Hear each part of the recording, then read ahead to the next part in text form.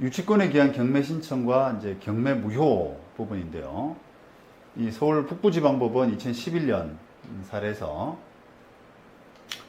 지금 소유권 이전 등기 말소를 구하는 사건이고요. 지금 유치권에 기한 경매에서 누군가 낙찰을 받았어요. 그리고 그 사람이 은행에 돈 빌려가지고 저당권도 이렇게 했는데 누군가가 그 유치권에 기한 경매는 무효다. 그래서 낙찰을 받은 것과 저당권은 다 말소가 돼야 된다. 라고 하는 그런 논리로 이제 했는데 재판에서는 이제 이겼죠. 유치권에 기한 경매가 무효라는 거예요. 자, 요 사례에서 보시는 것처럼 이게 이제 꽤나 조금 그 실무에서도 꽤나 이제 이런 사례가 생길 가능성이 꽤나 있다는 겁니다. 유치권에 기한 경매 자체가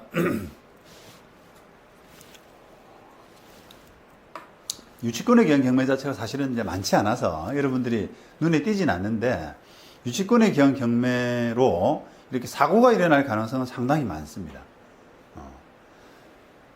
보시면 그 법원 경매가 기본적으로는 좀 불안정한 부분이 있거든요.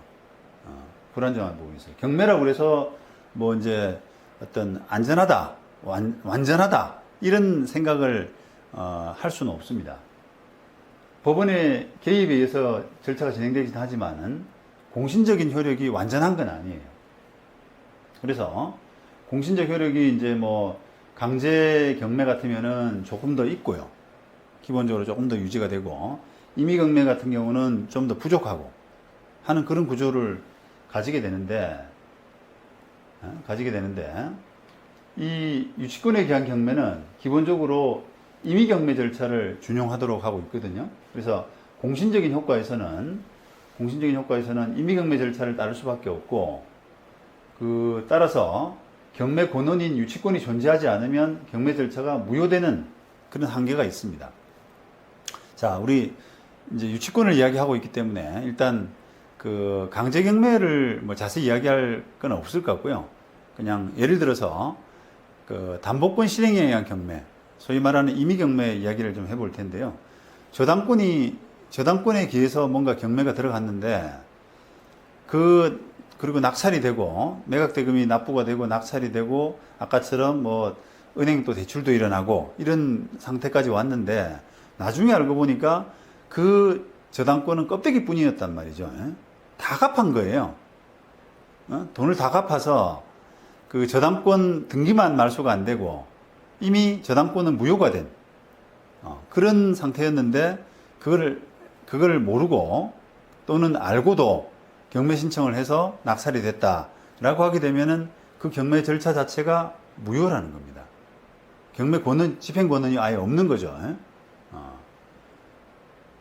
그래서 유치권도 마찬가지예요. 그런 논리에서는 알고 보면은 이 유치권이 그냥 뭐 그 판결에 의해서 뭐 경매하라 이런 판결에 의해서 한 게 아니라 그냥 유치권이 있다라고 하는 그런 그 판단 가지고 예를 들면 뭐 유치권 존재 확인이라든지 건물 명도 사건에서 그 이후에서 나와 있는 뭐 이런 것들에 의해서 경매가 판결문을 내고 경매 신청을 했는데 나중에 알고 보니까 그게 뭐 예를 들어서 그냥 그 당시에는 판결을 받을 당시에는 유치권이 있었습니다만 뒤에 돈을 변제받았다거나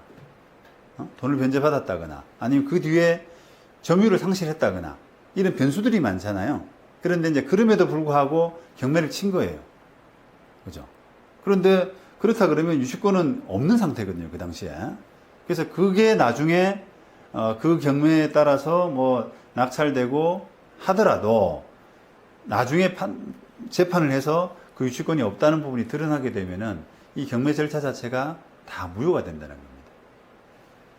그래서 상당히 그 부분을 좀 조심을 해야 되는 이제 잘 알고 그 부분을 취약할 수밖에 없기 때문에 공신력이 취약할 수밖에 없기 때문에 여러분들이 경매를 만약에 염두에 두신다 그러면 유치권에 기한 경매는 기본적으로 불안정한 경매다 라는 부분을 염두에 두고 판단을 하셔야 돼요. 그래서 혹시나 이게 이제 경매가 무효가 되어서 뒤집힌다 라고 할 경우에는 뭐 납부한 경매대금을 돌려받아야 되잖아요. 그래서 누가 배당받는지 하는 부분을 잘 살펴서 나중에 혹시 문제가 될 경우 그런 뒷감당 이런 부분을 좀 해놓고 진행하시는 게 좋습니다.